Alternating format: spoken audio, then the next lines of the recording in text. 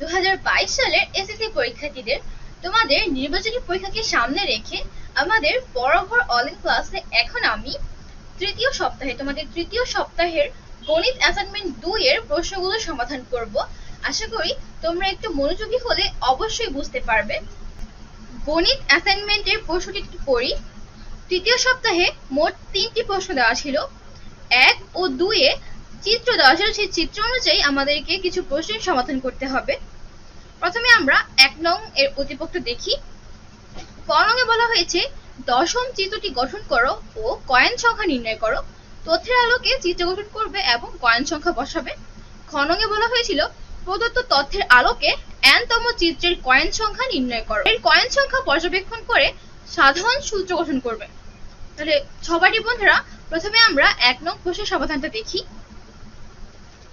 প্রশ্নের অতিপক্ষে আমাদের চিত্র দেওয়া ছিল, যেখানে কয়েন সংখ্যা বা কয়েনের সেট আকারে কিছু কলাম উল্লেখ ছিল। আমাদের বলা হয়েছিল প্রশ্নে দশম চিত্রটি গঠন করো এবং কয়েন সংখ্যা নির্ণয় করো। তাহলে দেখো প্রতিপক্ষে যে ধরনের চিত্র দেওয়া আছে সেই চিত্র অনুযায়ী দশম চিত্রটি ঠিক এরকম হবে এবং এখানে কয়েন সংখ্যা হবে মোট 55টি।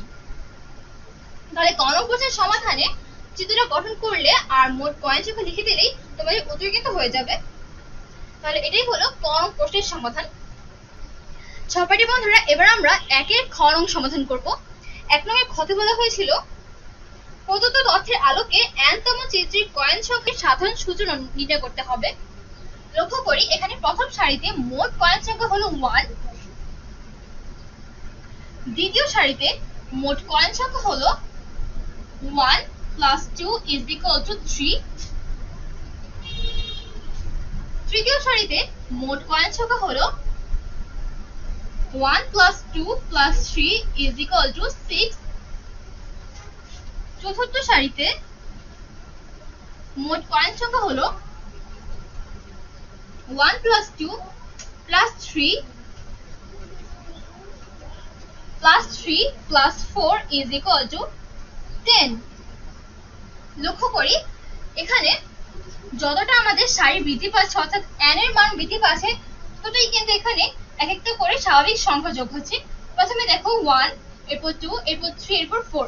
তাহলে যদি আমরা পঞ্চম সারিতে মোট কয়েন সংখ্যা নির্ণয় করতে চাই, তাহলে এখানে 4 + 5 হবে, অর্থাৎ 1 + 2 + 3 + 4 + 5 স্বাভাবিক সংখ্যার সমষ্টি।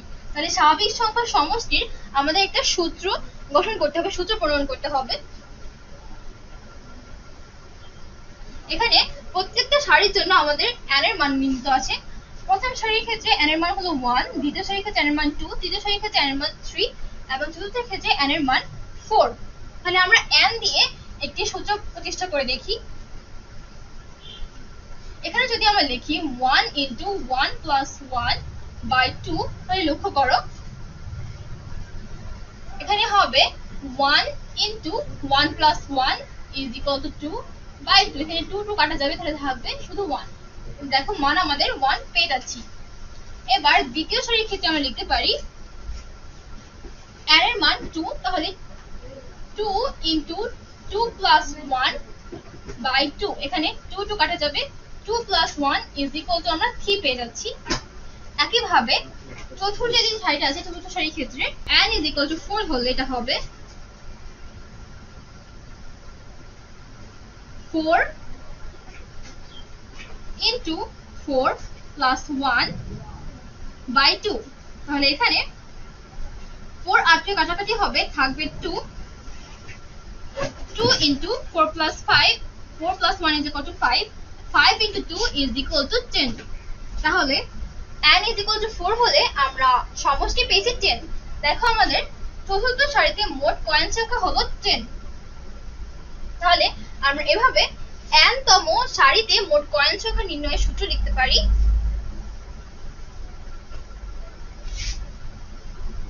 সুতরাং n তম সারিতে মোট কয়েন সংখ্যা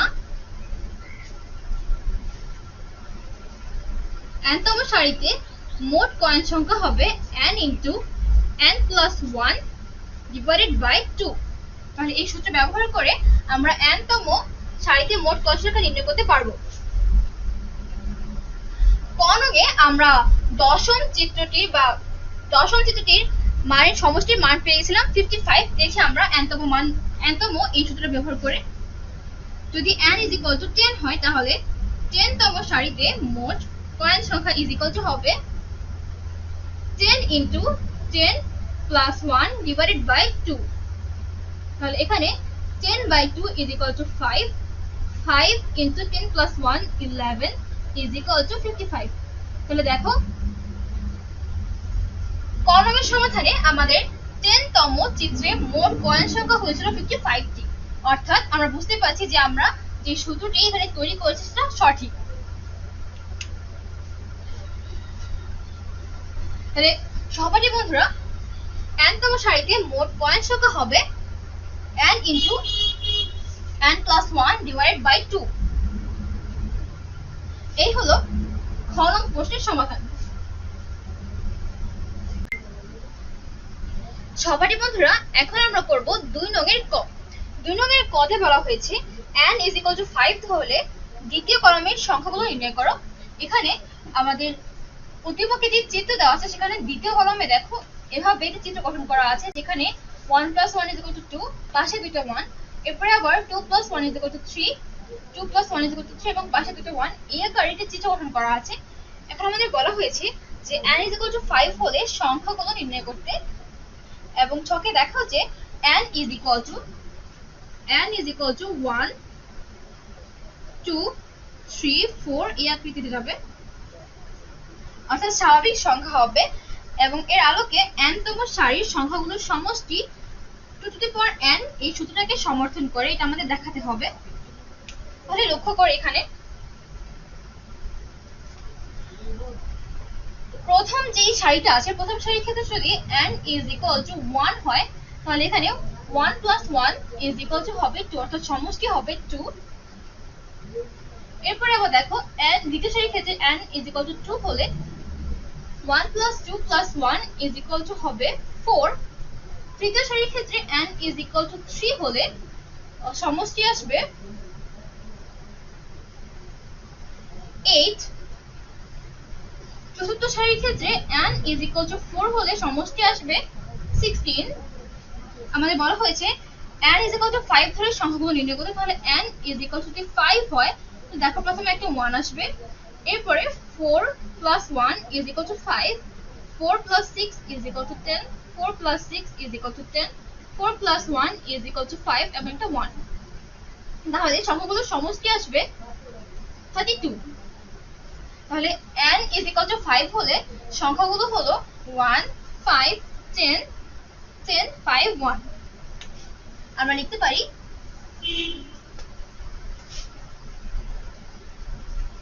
এখানে n = 5 হলে সংখ্যাগুলো হবে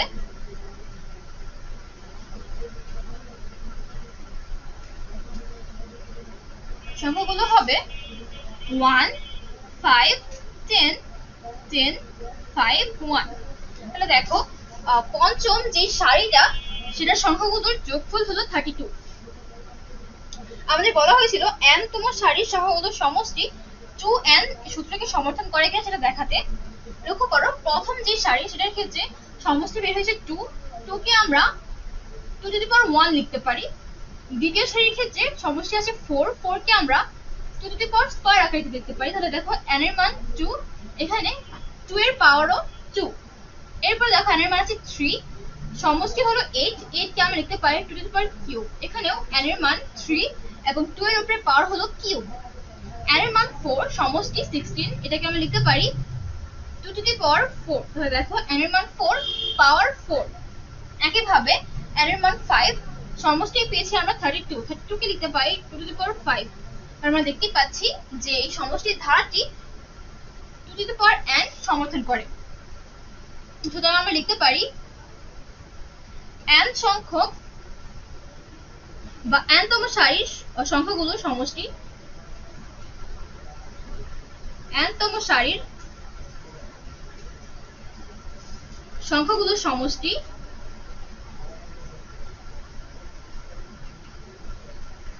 n তম সারির সংখ্যাগুলোর সমষ্টি ইজ ইকুয়াল টু হবে 2 টু দি পাওয়ার n। সহপাঠী বন্ধুরা, এবার আমরা 2 নং এর খ করব। 2 নং এর খতে বলা হয়েছে প্রত্যেক সারির সমষ্টিগুলোকে নিয়ে একটি ধারা তৈরি করতে। তাহলে এখানে দেখো, প্রথম সারির সংখ্যাগুলোর সমষ্টি হলো 2, দ্বিতীয় সারির সংখ্যাগুলোর সমষ্টি হলো 4, তৃতীয় সারির সংখ্যাগুলোর সমষ্টি 8 এবং চতুর্থ সারির সংখ্যাগুলোর সমষ্টি হলো 16। তাহলে এখন যদি আমরা সমষ্টিগুলো নিয়ে একটি ধারা তৈরি করি, তাহলে নিম্ন ধারা হবে। সুতরাং নিম্ন ধারা হবে 2 প্লাস 4 প্লাস 8 প্লাস 16 প্লাস এভাবে যাবে। আমরা কর্ণকে দেখেছি 2 is equal to the power 1, 4 is equal to 2 square, 8 is equal to 2 cube, 16 is equal to 2 the power 4। তাহলে আমরা বুঝতে পারছি এই ধারাটি হবে একটি গুণোত্তর ধারা। এখন আমাদের প্রশ্নে বলা আছে যে কতগুলো সারির সমষ্টি হবে 2046। কতগুলো সারির সমষ্টি হবে 2046। যেহেতু আমাদের ধারাটি একটি গুণোত্তর ধারা, আমরা গুণোত্তর ধারা সমষ্টির সূত্র জানি। n টি পদের সমষ্টি is equal to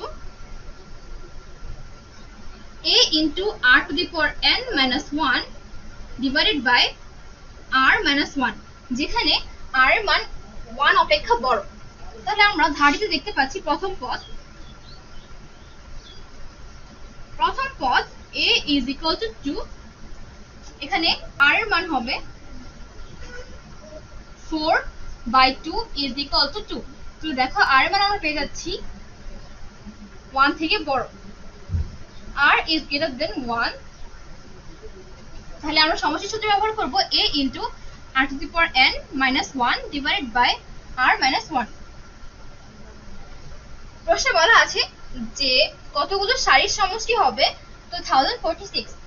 অর্থাৎ আমরা লিখতে পারি যে n তম পদের সমষ্টি is equal to 2046,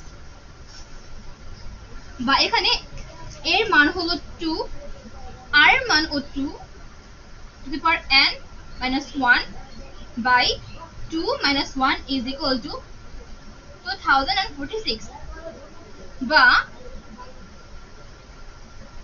2 into 2n minus 1 is equal to হবে 2046। এরপর লক্ষ্য করা আছে 2 into to the power n minus 1, এটাকে আমরা লিখতে পারি বা 2 into to the power n minus 2 আকারে is equal to 2046, বা এখানে 2 into to the power n আছে, যাকে আমরা লিখতে পারি 2 into n plus 1। এখানে minus 2 আছে, বিপরীত পাশে গেলে হবে plus 2। 2046 plus 2 is equal to হবে 2048, বা 2 to the power n plus 1 is equal to 2048, বা 2 to the power n plus 1 is equal to 2 to the power 11।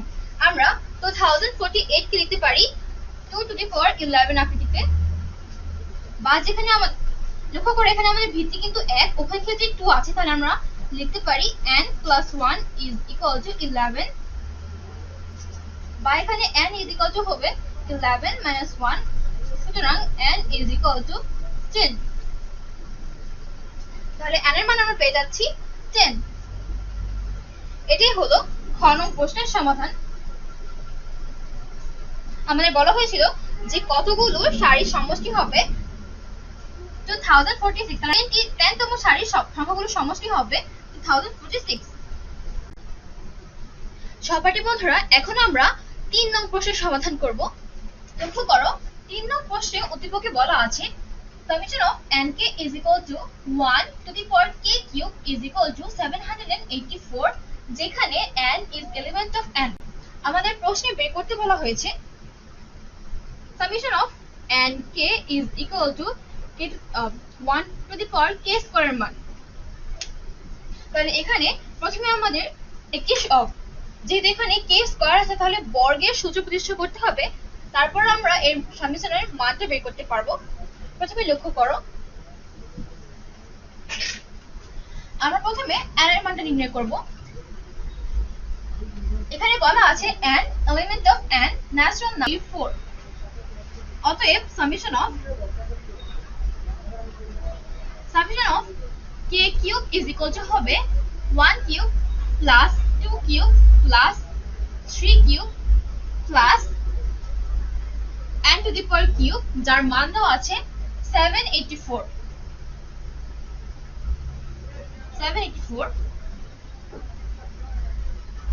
আমরা জানি যে ঘরের সমষ্টির সূত্র হলো n into n plus 1 by 2 whole square। এটা হলো ঘনের সমষ্টির সূত্র is equal to আমরা লিখতে পারি 784। বা এখানে বর্গকে সমাধানের বিপরীত পাশে নিলে সেটা রুট হবে, তাহলে এখানে থাকবে n into n plus 1 divided by 2 is equal to root over 784। বা n into n plus 1 is equal to root over 784 is equal to 28। এখানে 2 ভাগ সম্পর্কে রয়েছে, বিপরীত পাশে গেলে গুণ হয়ে যাবে, তাহলে এটা হবে 28 into 2। বা n into n plus 1 is equal to 56। লক্ষ্য করে এখানে n দ্বারা যদি আমরা n plus 1 কে গুণ করি তাহলে এর মানটা হবে n স্কয়ার প্লাস n। বা আমরা 56 কে যদি বিপরীত পাশে নিয়ে তাহলে এটা হবে n square plus n minus 56 is equal to এখানে হবে 0। এবার এটাকে আমরা মিডল টার্ম পদ্ধতিতে উৎপাদকে বিশ্লেষণ করব, তাহলে n এর মানটা বের করতে পারবো। বা n স্কয়ার, যেহেতু এখানে প্লাস n আছে তাই আমরা লিখব plus 8n minus 7n minus 56 is equal to 0। বা n কমন নিলে থাকবে n প্লাস 8 মাইনাস 7 কমন নিলে থাকবে n plus 8 is equal to 0। বা n প্লাস 8 কমন নিলে থাকবে n মাইনাস 7। দেখো এখানে আমরা n এর দুইটা মান পাবো, একটা হবে মাইনাস 8, অন্যটা হবে প্লাস 7। বা n plus 8 is equal to 0। অতএব n এর মান পাবো আমরা মাইনাস 8। অথবা n minus 7 is equal to 0। অতএব n এর মান হবে প্লাস 7। আমাদের শর্ত দেওয়া আছে n element of n natural number, তাহলে আমরা ঋণাত্মক মান নিতে পারবো না, আমরা n is equal to plus 7 এই মানটা গ্রহণ করব। তাহলে n এর মান আমরা পেয়ে গেলাম প্লাস 7। সহপাঠী বন্ধুরা, আমরা n এর মান পেয়েছি প্লাস 7। এবার আমাদের summation of n k is equal to 1 k স্কয়ারের মান নির্ণয় করতে হবে।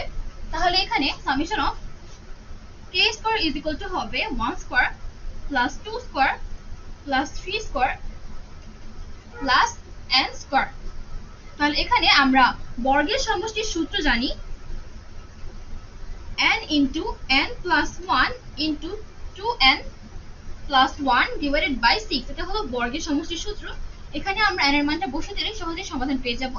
n এর মান 7 into 7 plus 1 into 2 into 7 plus 1 divided by 6 is equal to হবে 7 into 8 into 15 by 6 is equal to হবে 140। তাহলে এই হলো আমাদের সমাধান। সুতরাং আমরা লিখতে পারি summation of n k is equal to 1 k square এর মান আমরা পেয়েছি 140। এটাই হলো 3 নং প্রশ্নের সমাধান। সহপাঠী বন্ধুরা, আশা করি তোমরা আজকে আলোচনাটি ভালো করে বুঝতে পেরেছো। যদি কোনো অংশ তোমরা না বুঝে থাকো তাহলে কমেন্ট বক্সে অবশ্যই জানাবে। পরবর্তী ক্লাসে আমি তোমাদের না বুঝতে পারা অংশগুলো ভালো করে বোঝানোর চেষ্টা করব। তাহলে দেখা হচ্ছে পরবর্তী অনলাইন ক্লাসে। আজকের মতো আমি এখানেই বিদায় নিচ্ছি। আল্লাহ হাফেজ।